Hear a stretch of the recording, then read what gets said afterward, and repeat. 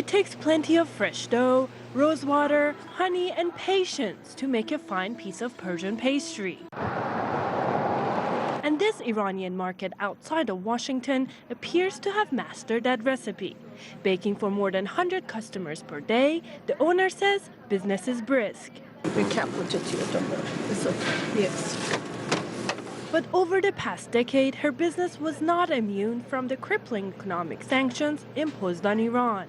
Banned imports included a bestseller, the Persian pistachio, Iran's second largest export after crude oil. It had a terrible impact. We couldn't buy most Iranian goods anymore. With sanctions lifted, I'm hoping to get them back in the store, and they will be cheaper overall. One customer here says there's no contest between Iran's pistachios and those that come from California.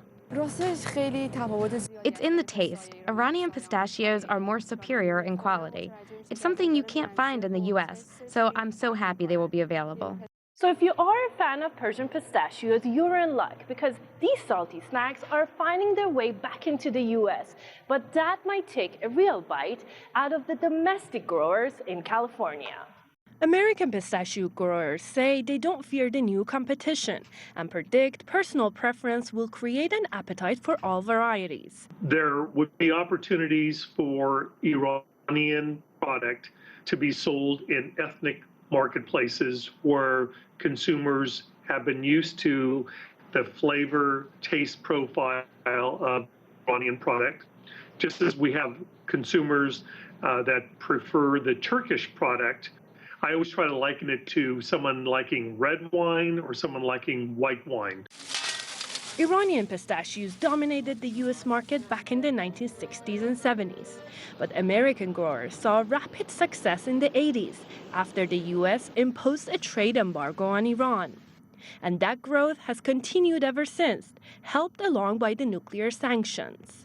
In 2014, U.S. growers produced around 500 million pounds of pistachios, more than doubling their crops over 15 years.